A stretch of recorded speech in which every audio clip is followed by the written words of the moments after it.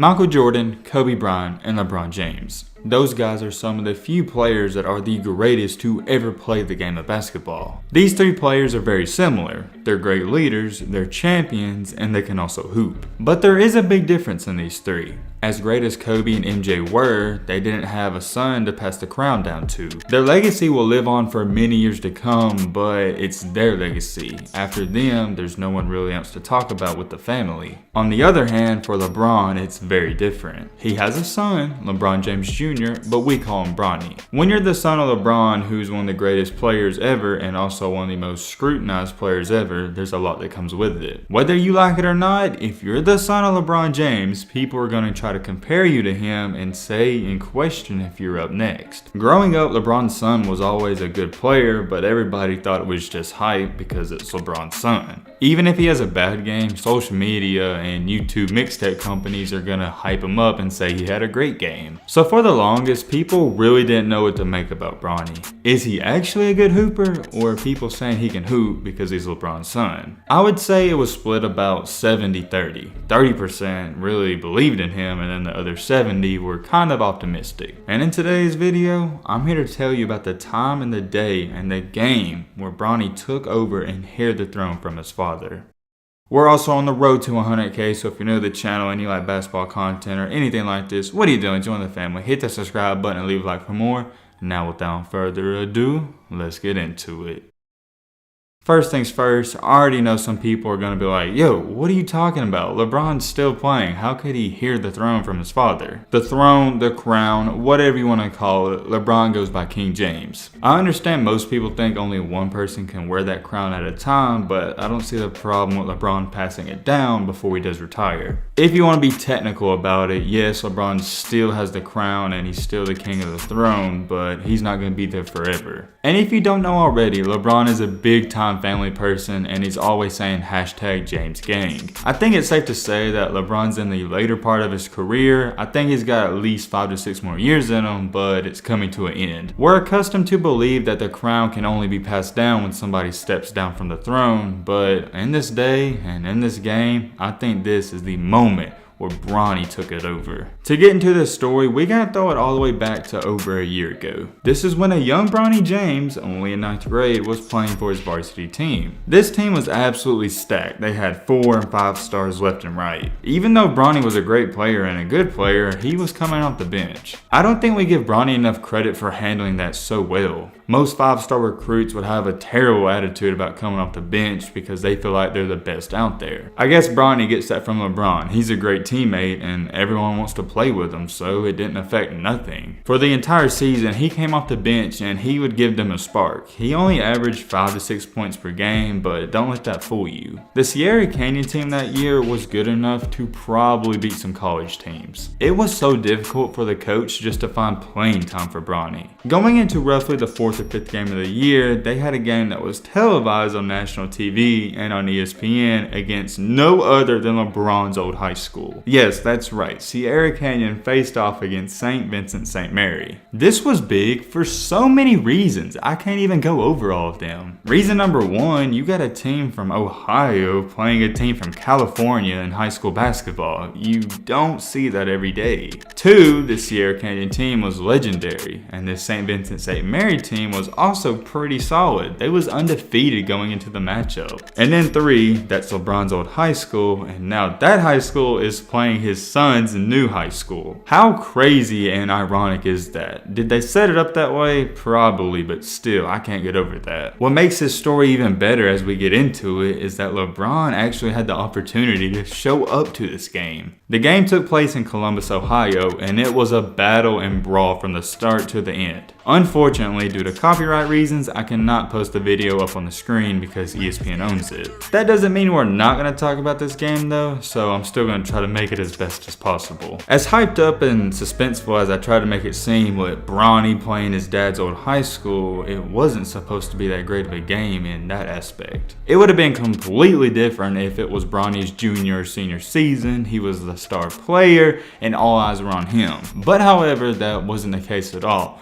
It was more looked at as a matchup like LeBron's old high schools playing Sierra Canyon's stacked team. At the time, people weren't hyping it up as if Bronny was playing LeBron's old high school. What makes this story even better is the fact that Bronny wasn't even expected to play. The only time he was really playing throughout the season was when Sierra Canyon got a solid lead. If it was close, Sierra Canyon had the starters in, and Bronny wasn't a starter. I think you get the point by now. Bronny wasn't expected to even play or do much or be a factor at all. Throughout the first half and most of the second half, St. Vincent St. Mary was in control of the game. Sierra Canyon was a great offensive team and they was putting up absurd numbers this entire season, but they really struggled and they needed a spark plug. I think you know where this story's going by now. Bronny James was that spark plug. Up until that point, he had the best game of his high school career. He came off the bench and was electric and gave them the boost they needed. He was doing many things out there, and I know this is kind of corny, but he was like a mini LeBron. He wasn't high school senior LeBron or even high school junior LeBron, but he made a huge impact. He was showing off his handles, his passing ability, and also his scoring ability, which stuck out the most. Very similar to LeBron, he was great at attacking the rim, but he also could shoot a little. He did everything so well in this game, from driving to the goal, creating for others, shooting mid-ranges, and even shooting threes. For the game, he scored 15 points off the bench and was 7 from 10 from the field. I know. You're sitting there thinking, 15 points, that's it? That's not even really that good. But keep in mind, this was a crazy defensive battle of a game, and he came off the bench. 15 points off the bench and against one of the best teams in the country is equivalent to 30 to 35 points. And what made it even better is the fact that he was so efficient from the field. That all sounds good, but we haven't even gotten to the best part just yet. With under a minute left in the game, Sierra Canyon was trailing by 1 point. And who else than no other, Bronny made the best play of the game and probably the best play of his life. There was 55.6 seconds remaining in the game and Bronny James deflected and stole the inbounds pass from St. Vincent St. Mary. After he stole the ball, he dribbled it all the way up court, split the defense, and laid it in to put his team up by 1 point.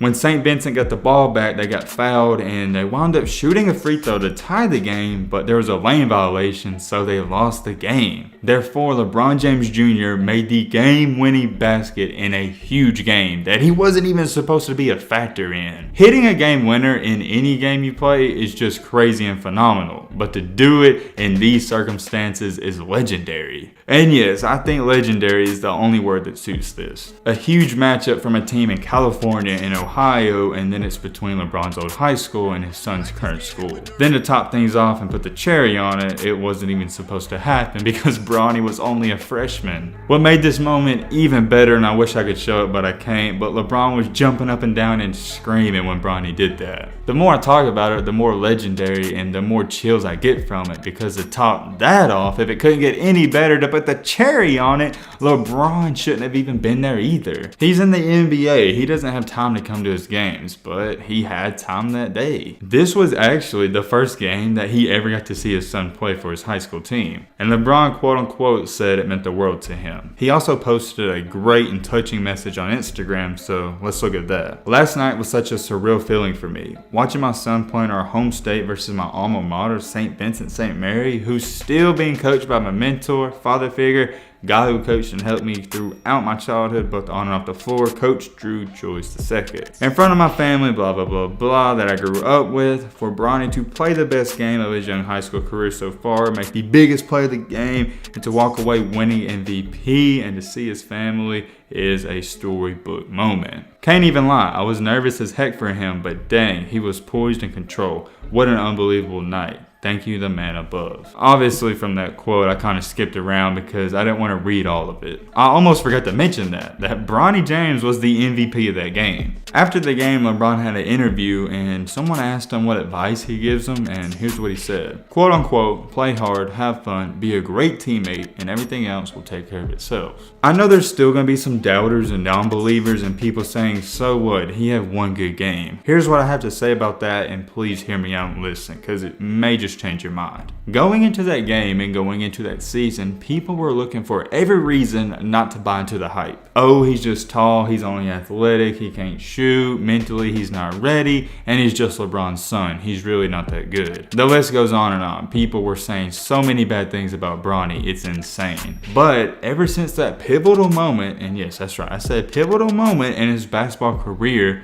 those doubters have somewhat went away. People started looking at Bronny different and started to see why he got all this hype from the jump. He's much more than LeBron James' son. He's Bronny James. He's a 5-star recruit and one of the best players in his class. Most people knew that he would eventually hear the throne from his father, but they didn't think it would be that quick as just a freshman. I can't emphasize it enough. He also did it on the biggest stage possible, and you gotta have some guts to do that. I don't think you quite understand how much pressure is on and was on Bronny. Pressure makes diamonds though, and Bronny, he lived up to it and exceeded the expectations. Also too, ever since that game, his basketball career has just continued to get better and develop. We haven't seen much of him this year because of the whole virus situation, but I think he's going to be just fine. When he's a junior or senior, he's more than likely going to have a couple of good games just like this one. Some will say that's when he's officially took over the throne and the king spot from his dad, but I think it goes without being said or questioned that this, right here, this game and this day and night, that was the day that started it. It gave him the confidence he needed. Although he may do it again or do something similar, the confidence he got from this night will ultimately change his life forever. If he does get to the NBA and when he looks back on his journey, I think he'd agree with me too that this is the game. The only real question from here is what's next? Once he finishes high school, will he go to college? Will he go to the NBA? Or will he do something else? It's definitely going to be interesting, so let me know what you think down below. But with all that being said, that's going to wrap up this video. Hope you guys enjoyed. Hope you guys learned something. If you're new to the channel, what are you doing? Join the family. Hit that subscribe button and leave a like for more. And as always, let's be great. I'm out, y'all. Peace.